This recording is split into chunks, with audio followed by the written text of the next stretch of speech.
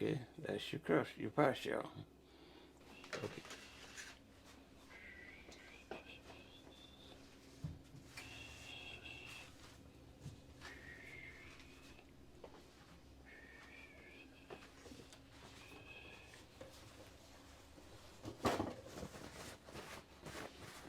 What you setting up for? Now we're fixing to make the pie crust. We're gonna try to make enough pie crust for 2 pies. Okay, we're starting, we're gonna get a half a cup of milk. So it ain't 3/4? No, we're gonna do half. And then we're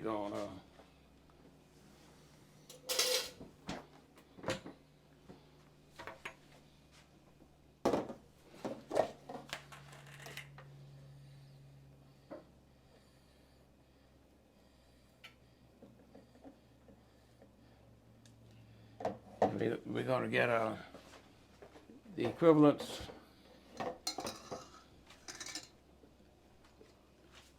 of 2 tablespoons of shortening.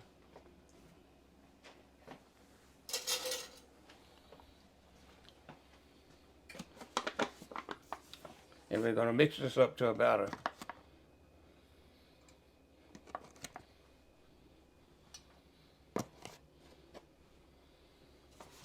ooh.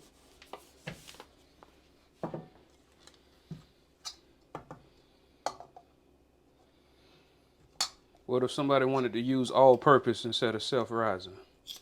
They shouldn't do it? Then they would have to put baking powder in it. See, because all-purpose flour doesn't rise, you see. Self-rising, it already has that ingredients in it. So the difference between all-purpose and self-rising is baking soda. Right, baking powder. There's a little difference in baking soda and baking powder. Oh, okay. But see, the half a cup of milk make just about approximate enough to make 2 pies, since we're only making the bottom crust. And if you're making something like a fruit pie where you have to put a crust on the bottom and the top, then you would need a little more. But we only making enough for 2 crusts.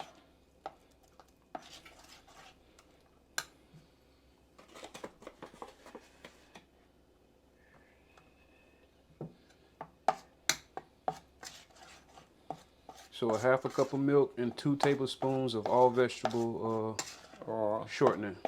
and then we'll mix it with enough flour to come to a batter, something like a biscuit batter.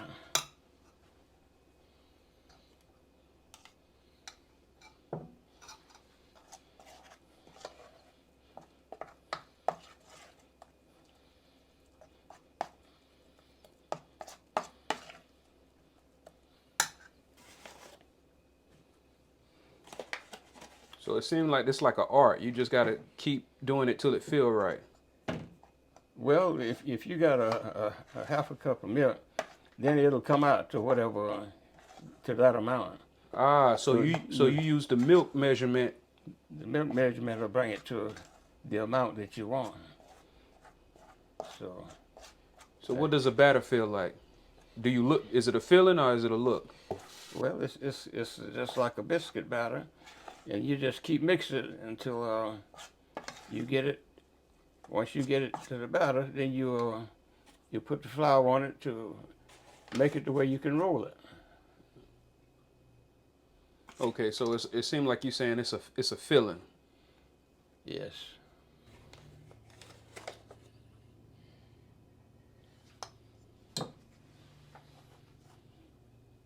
You make it just the same way as you do biscuits, handmade biscuits.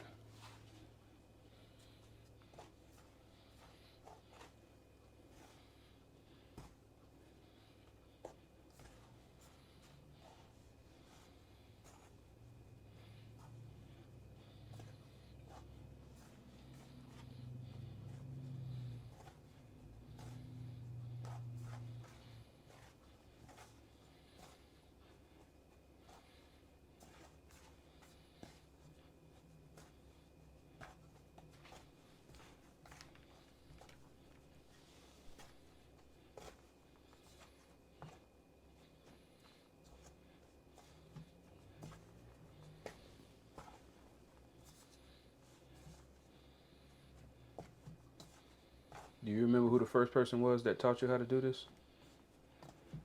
Well, I used to look at my mother do it, but she didn't really teach us back then. I mean, we looked at it and then we just kind of picked it up, you know. And each person, they may do it a little bit different, you see. But as far as the biscuit part, my mother made biscuits every day, you see. So, and we go from there. So back then, did they have all-purpose or self-rising, or she had to mix it all with the Well, baking powder? well, in some things she used baking, but mostly we use all self-rising. But then as far as the shortening, we used lard back then, you see. So Oh, so instead of the shortening, what? So instead lard, of the all vegetable shortening, y'all use lard. yeah, So that's what lard is. Lard is a shortening itself. how did y'all get the lard? From the pig. I don't think a lot of people know that. Yeah, we'd kill hogs. We'd make our lard from the pig, and we would. And then that was our shortening back then. We had never heard of Crisco back then. Now we're gonna roll our crust. We're gonna batter our rolling table and our roller. So you got to make sure to also put some flour on your rolling table too. Right. Now our batter, we're gonna cut it in half. And hopefully.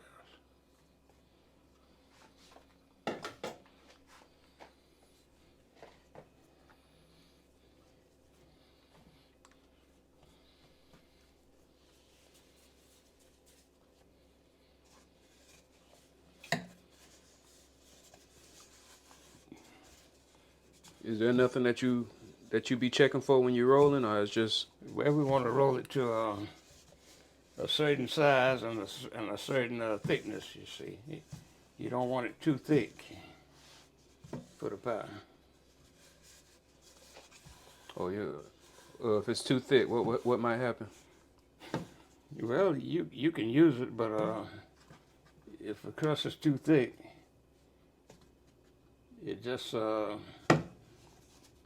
kind of take away from the taste of the pie if it's too thick. So you want to taste the pie. The crust is there to hold everything together.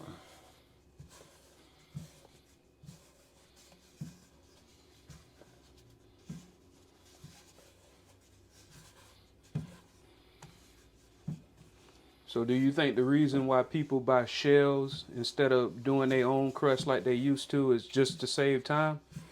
Oh yes, that saves time. So, and a lot of people can't mix it up to get the crust the consistency they want. And once you get the crust, approximately the size of your dish, then you roll your crust up.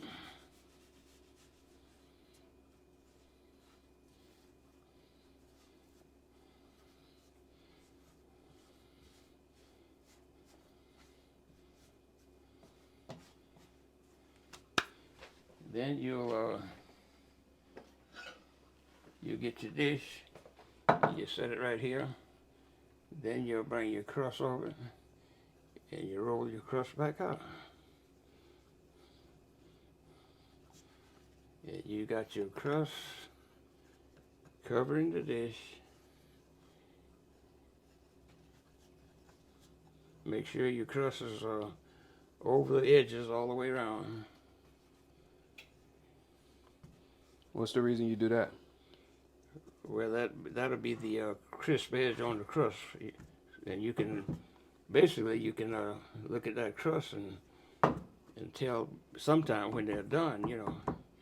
So once you get your crust down like that, usually we'll go all the way around the crust like this, putting your beautiful edge on it.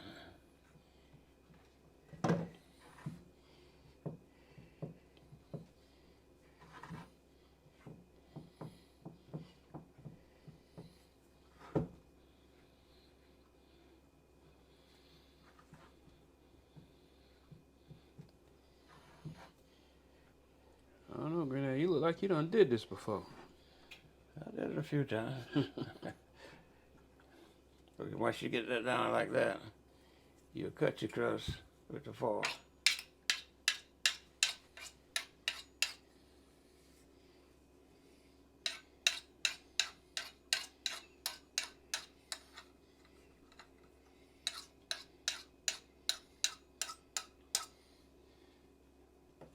Okay, that's your crust, your pie shell. Okay.